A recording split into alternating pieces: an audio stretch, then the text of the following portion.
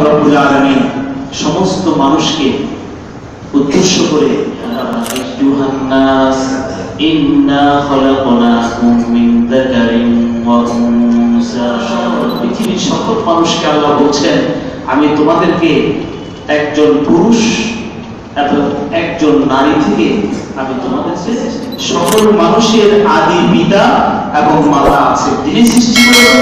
তিনি বলছেন, দার্শনিক আছে, কিছু বিজ্ঞানী আছে, তারা বলছে এক সময় বানর ছিল, গাছের সাথে ল্যাজ ঘষা দিতে দিতে ল্যাজ পড়ে গিয়েছে, আর সেটা মানুষের জঙ্গলে যে বানর গুলো আছে এগুলোর ল্যাজ ঘষে ঘষে মানুষ মেনে নেয়।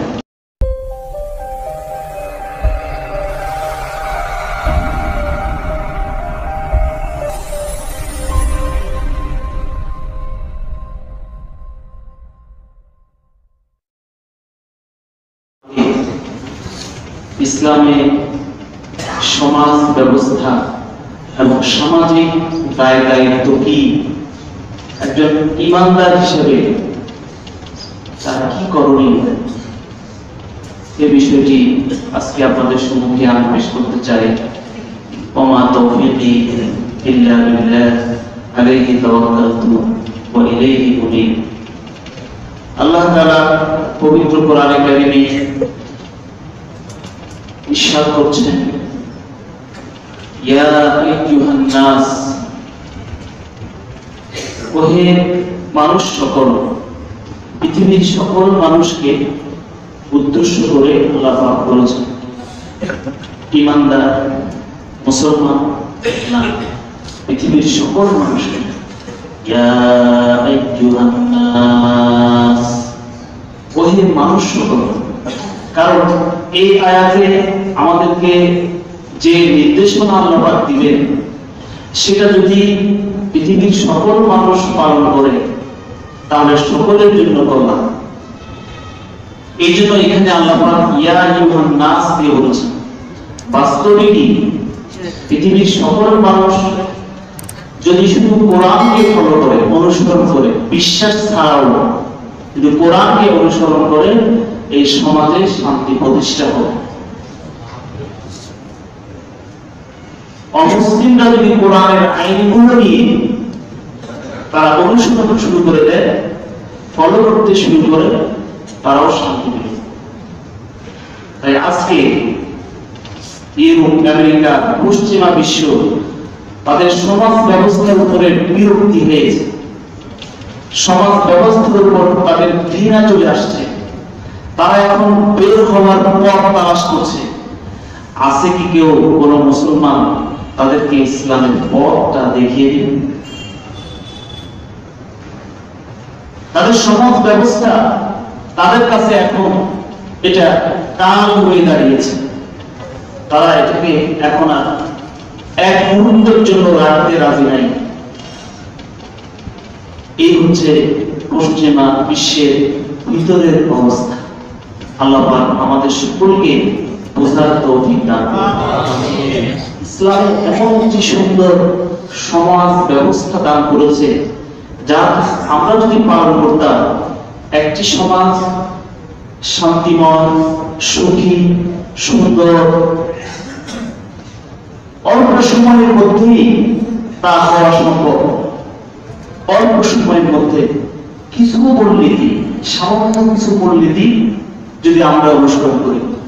সূরা হুজুরাতে আল্লাহ রাব্বুল আলামিন মুসলমানদেরকে 9টি সামাজিক মূলনীতি দিয়েছেন। কয়টি? এই 9টি।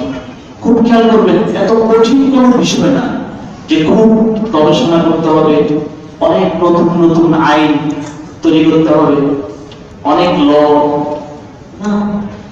আল্লাহ পাক সাদাসিধা ভাবে 9টা কথা বলেছেন। তোমরা যদি এই সমাজকে শান্তিময় করতে চাও, সুন্দর করতে চাও, তাহলে বেহেশতি পরিবেশ তোমরা তৈরি করতে চাও, তাহলে 9টি বিধানকে মেনে চলো। এটা সহজ, একেবারে সহজ। আল্লাহ রাব্বুল আলামিন সমস্ত মানুষকে উদ্দেশ্য করে আল্লাহ পাক ইরশাদ করলেন, ইয়া আইয়ুহান নাস ইন্না খলাকনাকুম ওহে মানুষ সকল, পৃথিবীর সকল মানুষকে আল্লাহ বলছেন আমি তোমাদেরকে একজন পুরুষ এবং একজন নারী থেকে আমি তোমাদেরকে সৃষ্টি করলাম। আলহামদুলিল্লাহ। মনুষ্য জাতির পিতা মাতা আছে, আছে না নাই? আছে।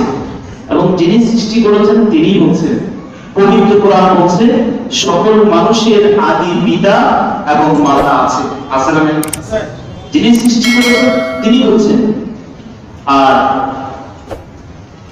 কিছু দার্শনিক আছে, কিছু বিজ্ঞানী আছে যাদের মাথার মধ্যে সত্য চিন্তা বা সঠিক যুক্তি তাদের মাথার মধ্যে প্রবেশ করে না। তারা বলছে যে মানুষ এক সময় বানর ছিল, বানর গাছের সাথে ল্যাজ ঘষা দিতে দিতে ল্যাজ পড়ে গিয়েছে আর সেটা মানুষের রূপান্তরিত হয়েছে। বলেন না? এখন আমাদের প্রশ্ন হলো, জঙ্গলে যে বানরগুলো আছে এগুলোর ল্যাজ ঘষে ঘষে মানুষ বানায়, সমস্যা কোথায়?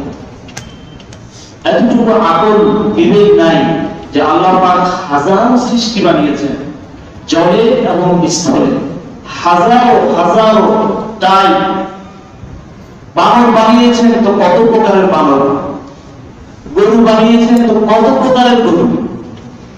এভাবে প্রত্যেকটা প্রাণীতে দেখবেন টাইপ শ্রেণী আল্লাহ পাক শ্রেণী দিয়েছেন, এবং প্রত্যেকটি প্রাণীতেই বহু রকমের অনেক ধরনের শ্রেণী আল্লাহ পাক সৃষ্টি করে দিয়েছেন।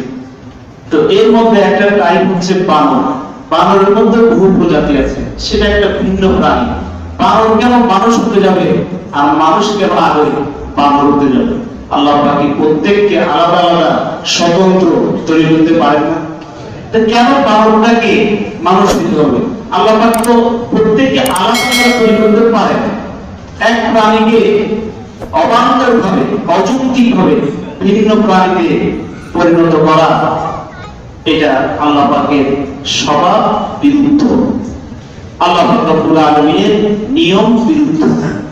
আল্লাহ পাক বলেন আমি সমস্ত মানুষকে একজন পুরুষ এবং একজন নারী এই দুজন থেকে আমি সৃষ্টি করলাম। এরপরে ওয়াজআলনাকুম শুরুবান ওয়া ক্বাবাইলা লিতাআরাফু, এবং তোমাদেরকে আমি শুরু ক্বাবাইল, ক্বাবাইল বলা হয় কবিলা এর বহুবচন। কবিলা অর্থ গোত্র, এক একটি গোত্র। আমাদের পৃথিবীতে অনেক গোত্র আছে, অনেক বংশ আছে, কেউ চৌধুরী, কেউ তো খান, আরো বিভিন্ন বংশ এবং বিভিন্ন গোত্র আল্লাহ পাক তৈরি করেছেন। স্বরূপ জনগোষ্ঠী, আমাদের দেশে এক জনগোষ্ঠী, পশ্চিমে গেলে আরেক জনগোষ্ঠী, পূর্বে গেলে দেখেন তাদের চেহারা, তাদের চালচলন ভিন্ন। এভাবে আপনি উত্তরে যান আরেক জনগোষ্ঠী, এভাবে আপনি দেখতে পাবেন পৃথিবীতে বহু জনগোষ্ঠী আছে না? এদিকে মালয়েশিয়া, ইন্দোনেশিয়া, এদের চেহারা রং এক ধরনের। এদিকে আপনি আফগানিস্তান, পাকিস্তান যান, সেদিকে এক ধরনের মানুষ। এদিকে ইন্ডিয়া, শ্রীলঙ্কা, বাংলাদেশ চেহারা প্রায় কাছাকাছি। এদিকে আমেরিকা যান লাল লাল, ইউরোপে যান লম্বা লম্বা সাদা সাদা।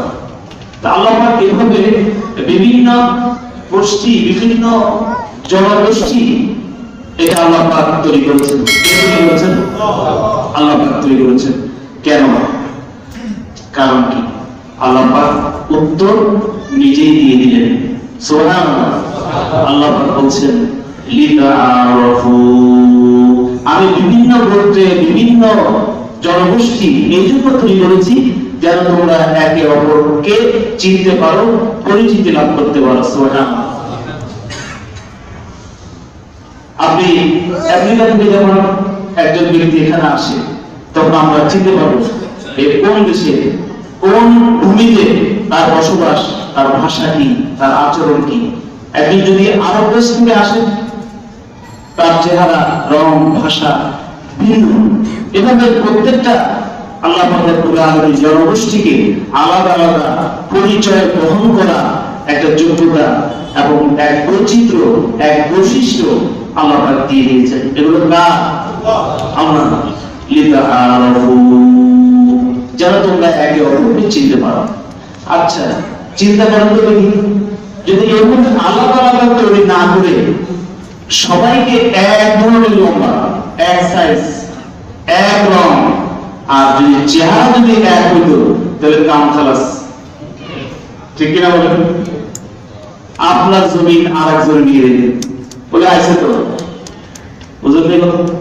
আরো বন্ধ হইতো আপনার বউ আরেকজনের সবার চেহারা হইতো, বুঝলেন? কতজন বিপদ ঘটতো। আল্লাহ পাক রব্বুল আলামিন একে অপরকে চিনার জন্য ভিন্নতা দিয়েছেন। চেহারা ভিন্ন, রং ভিন্ন, আচরণ ভিন্ন, কথা ভিন্ন, এই ভিন্নতা, ভাষার ভিন্নতা, বৈচিত্র্যের ভিন্নতা, এগুলো আল্লাহ পাক রব্বুল আলামিন কি করেছেন? দান করেছেন। এটা তার দান। ইন্না আকরামাকুম ইনদাল্লাহি আতকাকুম। এখন তোমাদের মধ্যে যতগুলো গোষ্ঠী, যতগুলো কবিরা আর যতগুলো বংশ আর জনগোষ্ঠী আছে, এদের মধ্যে সবচেয়ে সম্মানী কে? আল্লাহ পাক বলছেন ইন্না আকরামাকুম ইনদাল্লাহি আতকাকুম। এই মানুষেরা মনে রেখো, তোমাদের মধ্যে সবচেয়ে সম্মানী, তোমাদের মধ্যে সবচেয়ে সম্মানী হচ্ছে যার মধ্যে আল্লাহ পাকের ভয় আছে, খোদাভীতি আছে। সুবহানাল্লাহ। তাহলে সম্মানের মাপকাঠি কি? সম্মানের মাপকাঠি কি? শিক্ষা। সম্মানের মাপকাঠি কি? ভাষা। সম্মানের মাপকাঠি কি? ধাপ এরকম লম্বা লম্বা চড়া হওয়া। সম্মানের মাপকাঠি কি? সাদা স্কিন। সম্মানের মাপকাঠি কি? ইংরেজি ভালো জানে। সম্মানের মাপকাঠি আল্লাহ পাক নির্ণয় করে দিয়েছেন, ইন্না আকরামাকুম ইনদাল্লাহি, তোমাদের মধ্যে সবচেয়ে সম্মানী, সবচেয়ে ইজ্জতওয়ালা আল্লাহ তাআলার কাছে কে? যিনি পরহেজগার, যিনি আল্লাহওয়ালা, যিনি হুজুর। আল্লাহ পাক নির্ণয় করে দিয়েছেন, ওয়াল্লাহি ইন্নাল্লাহা আলিমুন খাবীর। নিশ্চয় আল্লাহ তাআলা সকল সম্পর্কে ভালোভাবে খবর রাখেন, জানেন, এবং তিনি সব কিছু জানেন। সব কিছু সম্পর্কে আগাগোড়া মানুষের সৃষ্টি রহস্য থেকে নিয়ে একবার মানুষ তার জীবন মৃত্যু সব কিছু সম্পর্কে কে ভালো জানেন? আল্লাহর চেয়ে বেশি জানেন আর কেউ। তো এই কথা কেন বললেন? এই জন্য বললেন যে মানুষ দুনিয়াতে বসবাস করবে সমাজবদ্ধভাবে, তো সমাজটা কিভাবে সুন্দর হবে সেটাও যদি আল্লাহ পাক রব্বুল আলামিন আমাদেরকে বলে দেন, তো এর চেয়ে উত্তম কোন নীতি, সমাজ ব্যবস্থা, সমাজ নীতি আর হতে পারে? তো কোরআনে যেটা বর্ণনা করবে এর চেয়ে কোনো উত্তম সমাজ ব্যবস্থা আর হতে পারে না। এটা 1400 বছর পূর্বে আল্লাহ তাআলা আমাদেরকে দান করেছেন। যদি মুসলমান শুধু মুসলমান হতো, সারা বিশ্বের জন্য মডেল হতো। যদি মুসলমান শুধু মুসলমান হতো, পৃথিবীর সকল জাতি মুসলমানদের পায়ে এসে লুটে পড়তো, একটু আমাকে কলেমা পড়িয়ে দাও, আমাকে একটু তোমার এই সুন্দর সমাজ ব্যবস্থার মধ্যে আমাকে একজন সদস্য বানিয়ে নাও, আমিও তোমাদের মধ্যে একজন, আমিও তোমাদের মতো এরকম সমাজ লিড করতে চাই, তোমাদের মধ্যে একজন থাকতে চাই। সোনালী যুগে অনেক উদাহরণ রয়েছে, অনেক উদাহরণ যে শুধু মুসলমান হওয়ার কারণে জায়গার দাম বেড়ে গিয়েছে। হযরত আব্দুল্লাহ ইবনে মুবারক রাহমাতুল্লাহি আলাইহি, যিনি ইমাম বুখারীর উস্তাদ, মুহাদ্দিস আব্দুল্লাহ ইবনে মুবারক, তার পাশের প্রতিবেশী এক ইহুদি মহিলা। এখন তিনি জায়গা বিক্রি করবেন, এক লোক ক্রেতা চলে আসলো। তিনি বললেন, আমার জায়গার মূল্য 2000 দিনার।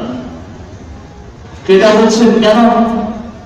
এই জায়গার মৌজা রেট এবং যেভাবে এই জায়গায় জায়গা বিক্রি হয় যে দামে 1000 দিনার, তুমি 1000 দিনার চাইতে পারো, কিন্তু তুমি 2000 দিনার কেন চাচ্ছ? ইহুদি বলছে দেখো জায়গার দাম 1000 দিনার ঠিকই আছে, আর 1000 দিনার বেশি এই জন্য নিচ্ছি যে আমার পাশের যে প্রতিবেশী একজন মুসলমান, তার আচরণ, তার ব্যবহার, তার চলাফেরার দাম, জায়গার দাম কয় গুণ? আর এখন পাশে আপনার পাশে মুসলমানের আচরণটা কি? আপনার পাশের প্রতিবেশীর আচরণ এখন কি?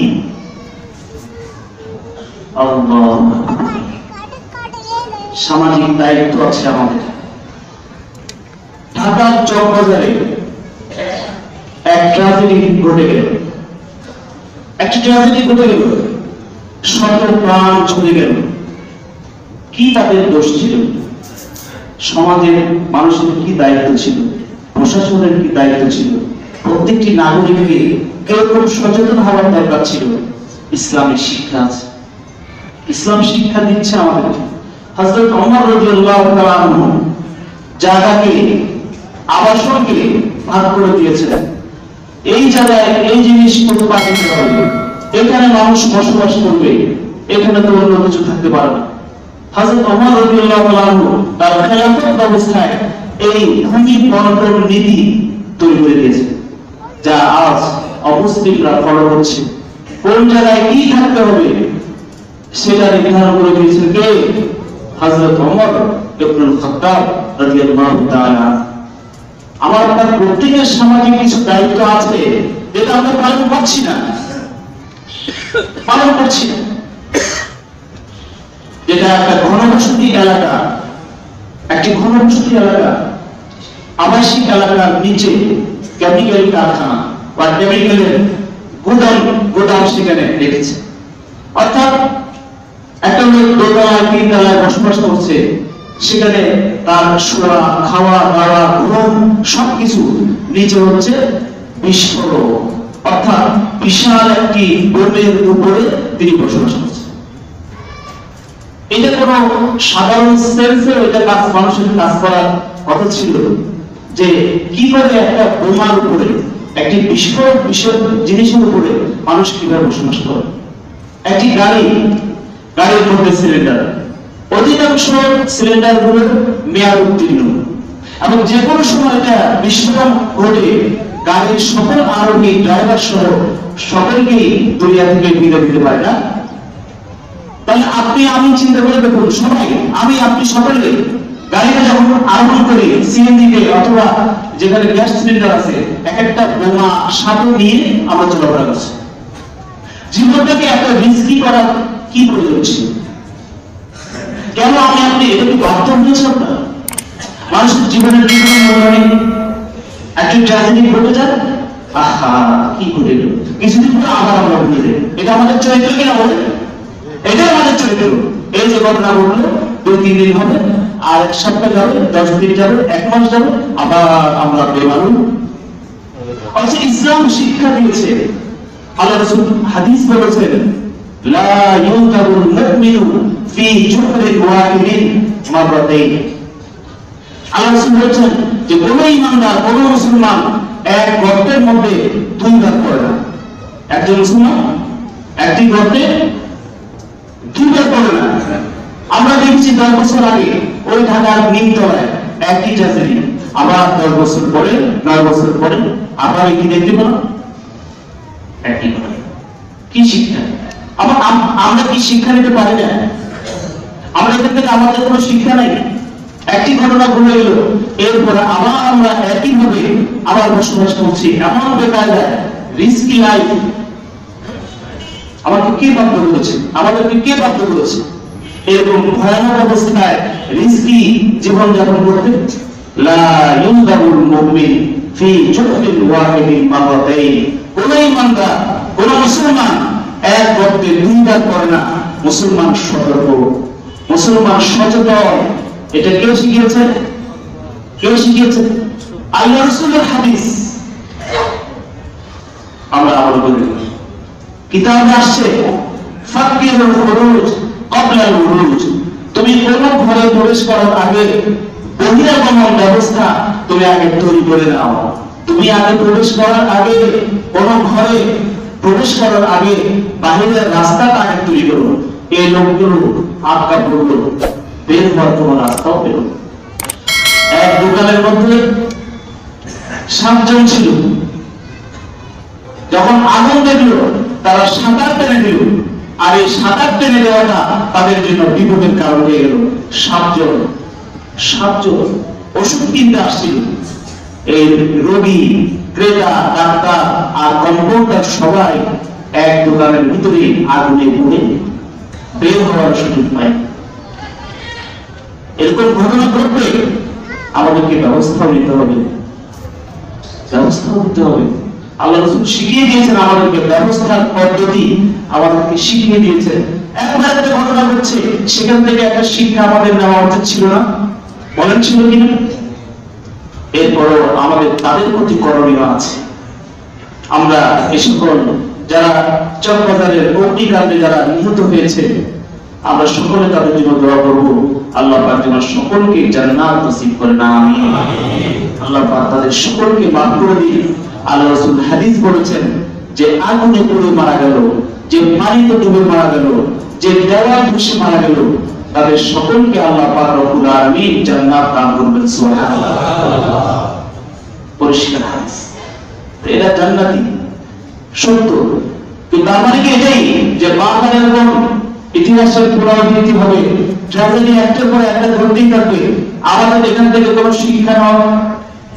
আমরা এত বিবেকহীন হয়ে গেছি, এত আমরা বিবেকহীন।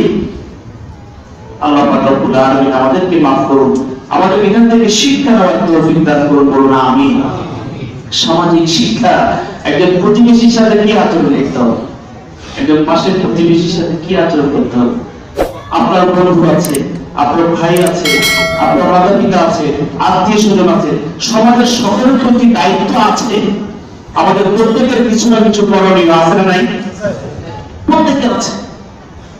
হযরত আবু বকর রাদিয়াল্লাহু তাআলা আনহু, ওনার খেলাফত ব্যবস্থা কত সুন্দর। হযরত ওমর রাদিয়াল্লাহু তাআলা আনহু খলিফার কাছে গেলেন। খলিফা তখন আবু বকর রাদিয়াল্লাহু তাআলা। ওনার দরবারে গিয়ে দেখলেন একটি বিশাল একটি তালিকার মধ্যে নাম লেখা আছে, অমর বৃদ্ধা তার খেদমত কে করবে, অমর অসুস্থ রোগী তার কে খেদমত করবে, অমর সন্তান সম্ভবা মহিলা তার সেবা কি করবে। এভাবে একটি দীর্ঘ তালিকা আছে। তালিকার শেষে দেখলেন একটি বৃদ্ধা মহিলা, তার সেবক খাবেন কে, কোনো নাম নেই। হযরত ওমর রাদিয়াল্লাহু তাআলা আনহু চিন্তা করলেন যে এই মহিলার খেদমত আমি করব। কে বলেন? হযরত ওমর। লোক বিদ্যা, মহিলা বিদ্যা, তার কেউ নাই, স্বামীও নেই, তার খেদমত করার জন্য হযরত ওমর রাদিয়াল্লাহু তাআলা আনহু ইচ্ছা করলেন। ঠিকানা দেখলেন, ঠিকানা মোতাবেক চলে গেলেন। ফজরের পরপর তিনি চলে গেলেন। গিয়ে দরজায় আওয়াজ দিলেন। ভিতর থেকে বৃদ্ধা মহিলা বলছে, কে? আমি ওমর। কেন আসছেন? আপনার ঘরের কাজকর্ম থাকলে একটু করে দিন। বলেন না, কিছুক্ষণ আগে এক ব্যক্তি আমার ঘরের সব কাজকর্ম করে দিয়ে তিনি চলে গিয়েছেন। সুবহানাল্লাহ। হযরত ওমর বললেন, এই কি ঘটনা? আবার আগেই একজন চলে আসছে, তিনি কি? চিন্তা করলেন বের করতে হবে লোকটিকে। তারপরে তিনি বলে, এবার ফজরের আগে গিয়ে রওনা হলাম। ফজরের আগে চলে গেছে, তাহাজ্জুদের ওয়াক্ত। গিয়ে তার ঘরে দরজায় আওয়াজ দিয়েছে, বুড়িমা দরজা খুলে, আপনার ঘরের কাজের জন্য আমি চলে আসছি। ভিতর থেকে আওয়াজ দিলেন, যান চলে যান। যে প্রতিদিন আসে তিনি একটু আজকে আগে এসে আবার ঘরের সব কাজ করে দিয়ে তিনি চলে গেছেন। সুবহানাল্লাহ। হযরত ওমর চিন্তা করছেন, এই কি কাণ্ড, লোকটিকে আমার আগে তিনি কাজ করে দিয়ে চলে যান। তিনি চিন্তা করলেন, আজকে আর রক্ষা নাই, এশার নামাজের পরে দাঁড়ায় থাকবো, এই গরিব বাড়ির পাশে, আর দেখবো সেই লোকটাকে, সেই সৌভাগ্যবান লোকটিকে। সুবহানাল্লাহ। তিনি দাঁড়িয়ে থাকলেন গরিব বাড়ির পাশে। রাত গভীর হয়ে গেল, অর্ধেক চলে গেল, শেষ তৃতীয়াংশ আসলো। একটি লোক আস্তে আস্তে হেঁটে হেঁটে আসছে। আল্লাহু আকবার। কাছে যখন আসলেন, দেখতে পেলেন, তিনি জিজ্ঞেস করলেন, কে? আমি তো আবু বকর। সুবহানাল্লাহ। আবু বকর রাদিয়াল্লাহু তাআলা আনহু, তিনি আমার খলিফা। আপনি খলিফায় কেন? আমিরুল মুমিনিন, খলিফাতুল মুসলিমিন। আমি এই জন্য খলিফায় আসছি, রাত্রিবেলা আমি যখন এই বাড়ির পাশ দিয়ে যাব, আমার জুতার পায়ে অনেকের ঘুম ভেঙে যেতে পারে, ঠিক কিনা বলেন? এই জন্য আমি খলিফায় আসছি। এই ছিলেন তারা সমাজের প্রতি দায়িত্ববোধ, এটাই ছিল তাদের দায়িত্ব। আবু বকর রাদিয়াল্লাহু তাআলা আনহু ওই বুড়ির খেদমত করে প্রতিদিন চলে যেতেন। লিস্টের মধ্যে তার নিজের নাম রাখেন। হযরত ওমর জিজ্ঞেস করলেন, আবু বকর, আপনি যে এখানে নামটা লিখতে পারতেন, আপনি কেন লিখলেন না? তিনি বললেন যে আমি তো একমাত্র আল্লাহর সন্তুষ্টির জন্য তার খেদমত করছি, আমি নামটুকু এখানে লিখতে রাজি নাই। আমি এই মহিলার খেদমত করতেছি একমাত্র কাকে সন্তুষ্ট করার জন্য? ইখলাস। সমাজের খেদমত ওনারাই করে গেছেন, মানুষের খেয়াল রেখেছেন, মানুষের ঘুম ভাঙে কিনা সেই খেয়ালটুকু তারা রেখেছেন। জুতা পরিধান করে রাত্রে বের হননি। এই ছিলেন সুপারি যুগের মুসলমান হযরত আবু বকর রাদিয়াল্লাহু তাআলা। সমাজের প্রতি আমাদের দায়িত্ব আছে, প্রতিবেশীর প্রতি দায়িত্ব আছে, বৃদ্ধা মহিলার প্রতি দায়িত্ব আছে, সন্তান সম্ভবা তাদের প্রতি দায়িত্ব আছে, সকলের প্রতি আমাদের দায়িত্ব আছে, এতিমের প্রতি দায়িত্ব আছে। আল্লাহ রাসূল সাল্লাল্লাহু আলাইহি ওয়াসাল্লাম বারবার এই কথা বলতেন, ইউসিনি জিবরাইল বিল জার হাত্তা যালাতু আন্নাহু সাইয়ুরিসু।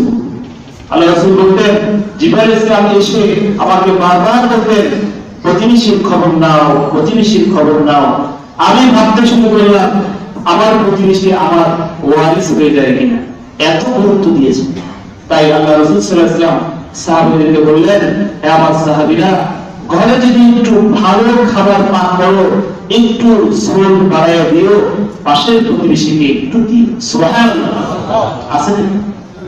আজকে আমাদের মধ্যে আছে, একই বিল্ডিংয়ে বসবাস করে, পাশাপাশি একজনের খবর একজন, শুধু তাই না, মনে গেলে 1 মাস পরে খবর পায়, ও তোমার আব্বা এত আগে মারা গেছে। এই খবরটুকু রাখে না, ওই লোকটা মারা গেল, এই খবরটা। পাশের বাসায় একটু ভালো রান্না হয়েছে, একটু সেমাই, একটু ভালো কিছু পাশের প্রতিবেশীকে একটু শেয়ার করে, আপনার সাথে তার একটা সম্প্রীতি সৃষ্টি হবে কিনা? সেই লোককে আপনার কোনো ক্ষতি করবে? এই সমস্ত মনে সুন্দর হয়। আপনি আপনার প্রতিবেশীর খবর নেন না, সেও আপনার খবর নেয়। তো সমাজের সুন্দর করতে গেল। আল্লাহ রাসূল সাল্লাল্লাহু আলাইহি ওয়াসাল্লাম এগুলো আমাদেরকে হাদিসের মধ্যে শিক্ষা দিয়ে গেছেন। মুসলমান, সমাজকে যদি সুন্দরকে চাও, সমাজকে যদি সুন্দর করতে যাও, এই শিক্ষাগুলো তোমরা কাজে লাগাও। হযরত ওমর রাদিয়াল্লাহু তাআলা আনহু আমিরুল মুমিনিন, খলিফা হয়ে গেলেন। একদিন তিনি তার খাদেমকে বললেন, আসলাম, চলো যাও, মদিনার উপকণ্ঠে তাবু ফেলেছে, বহিরাগত মানুষ আসছে, চলো তাদের খোঁজ খবর নেই। রাত্রিবেলা বেরিয়ে গেলেন। একজন আমিরুল মুমিনিন, রাত্রে ঘুম নাই, বেরিয়ে গেলেন খাদেমকে নিয়ে, চলো মদিনার উপকণ্ঠে মুসাফির আসছে, তাবু ফেলে যারা সেখানে অবস্থান করছে, তাদের খোঁজ খবর নেই। গিয়ে দেখলেন অনেক মানুষ ঘুমিয়ে আছে তাবুর নিচে। এক মহিলা চুলার মধ্যে কিছু রান্না করছে, আর পাশে 2 জন সন্তান কান্নাকাটি করছে। কাসিকে জিজ্ঞেস করলেন, কি হয়েছে? বলে, আজকে 3 দিন ধরে খাবার নাই, আমি বিধবা মহিলা, আবার খবর কেউ দিচ্ছে না, আমার 2টি সন্তান আছে, তারা কান্নাকাটি করছে। জিজ্ঞেস করলেন, কেন তুমি চুলার মধ্যে কি রান্না করছো? এখানে কোনো কিছু রান্না করছি না, পানি গরম করছি আর চামিচ দিয়ে নাড়ছি, সন্তানদেরকে সান্ত্বনা দিচ্ছি যে কিছু খাবার তো রান্না হচ্ছে, আস্তে আস্তে তারা কান্না করতে করতে ঘুমিয়ে পড়ে। আমি ওই মুমিনের মনটা ফুফু করে কেঁদে দিল। আমি খলিফা থাকতে প্রজাদের এই অবস্থা কেন? আসলে তো আমার মুসাফির। খাদেম আসলামকে বললেন চলে যাই। চলে গেলেন বাইতুল মাল থেকে এক বস্তা আটা, কিছু মধু আর কিছু ঘি দিয়ে বললেন আসলাম আমার পিঠের মধ্যে বস্তাটা উঠে। খলিফাতুল মুসলিমিন এই কথা বলার পরে তিনি বলেন কেন? আমি তো আপনার খাদেম আছি, এই বস্তাটা আমাকে দিয়ে দেন, আমি আপনার সঙ্গে সঙ্গে যাবো, আমি তো আপনার খাদেম। তিনি বললেন না, কিয়ামতের দিন তুমি আমার পাপের বোঝা উঠাবে না। লা তাজিরু রাজুলাতুন উযরা উখরা, কিয়ামতের দিন একজনের পাপের বোঝা আরেকজন গ্রহণ করবে না, এটা আমার দায়িত্ব, আমার পিঠে উঠিয়ে দাও। সুবহানাল্লাহ। চলে গেলেন, গিয়ে নিজ হাতে আটা দিয়ে খামিয়ে তৈরি করলেন। আর মহিলাকে বললেন তুমি আস্তে আস্তে রুটি তৈরি করো। এরপর তিনি লাকড়ি দিয়ে নিজেই চুলা জ্বালায় আগুন ধরাই দিলেন। রান্না হয়ে গেল, পানি নামাই দিলেন। আসলাম বললেন চলেন এবার আমরা চলে যাই। তারা খেয়ে নিলেন। হযরত ওমর বললেন না, দাঁড়াও। ঠান্ডা হওয়ার পরে যখন সেই মহিলা বাচ্চাদেরকে রুটি আর হালুয়া খাওয়াচ্ছিল, তাদের চেহারার মধ্যে হাসি ফুটলো। এরপর তিনি বিদায় দিলেন। প্রথমত বললেন আমিরুল মুমিনিন, বুঝলাম না আপনি এতক্ষণ কেন ঘরে বসে থাকলেন, তাড়াতাড়ি আমরা চলে গেলেই তো পারতাম। বলে না, আমি প্রথম যেদিন আসলাম সেদিন দেখেছি তাদের চেহারার মধ্যে কান্না, আমি এটা দেখতে চেয়েছি তাদের অবস্থাকে হাসি মুখে দেখার জন্য। সুবহানাল্লাহ। এই হচ্ছে খলিফাদের সামাজিক দায়িত্ব। একজন মুসলমানের দায়িত্ব এরকমই হয়। সামাজিক দায়িত্ব, প্রতিবেশী দায়িত্ব, প্রত্যেকের প্রতি আমাদের খোঁজ খবর নেওয়া, এটা আমাদের প্রত্যেকের দায়িত্ব আছে না নাই? একজন মুসলমানের হাত থেকে, তার জবান থেকে সকল মানুষ নিরাপদে থাকবে। আল্লাহ রাসূল হাদিস ইরশাদ করেছেন আল মুসলিমু মান সালিমাল মুসলিমুনা মিন লিসানিহি ওয়া ইয়াদিহি। মুসলমান তো সে যার হাত অর্থাৎ কর্ম, যার মুখ অর্থাৎ কথা, এই দুটি থেকে সকল মানুষ, সকল মুসলমান নিরাপদে থাকবে। সুবহানাল্লাহ। এটা আমাদের দায়িত্ব। আপনার হাতের দ্বারা যদি কেউ কষ্ট না পায়, আপনার মুখের দ্বারা যদি কেউ কষ্ট না পায়, তাহলে বলেন সমাজের কি অবস্থা হবে? এই সমাজ কি হবে? বলেন বেহেশতি পরিবেশ এই সমাজ হয়ে যাবে, ঠিক কিনা বলেন? তো এই শিক্ষাগুলো আমরা কেন কাজে লাগে না? সবচেয়ে বেশি মারামারি, সবচেয়ে বেশি কাটাকাটি, সবচেয়ে বেশি বিতর্ক, সবচেয়ে বেশি ঝগড়া যেন আমরা মুসলমান করি, ঠিক কিনা বলেন? এটা আমাদের আত্মসমালোচনা করতে হবে। আমাদের আচরণ দেখে মুসলমান, আমরা মুসলমান, অথচ আমাদের আচরণ দেখে বিজাতিরা মুসলমান হওয়ার কথা ছিল, ঠিক কিনা বলেন? আমাদের আচরণ দেখে তারা এখন বিতৃষ্ণা। এই মুসলমানের আচরণ এরকম হয়, মিথ্যা কথা মুসলমান ফার্স্ট, অথচ সেই যুগে কাফেররা মিথ্যা কথা বলতো না। আর এখন মুসলমান মিথ্যা কথা বলে, মুসলমান গীবত করে। এগুলো সব সূরা হুজুরাতের শিক্ষা আমাদের সামনে আমি পেশ করছি। 9টি শিক্ষা। তোমরা গীবত করো না, তোমরা পরস্পর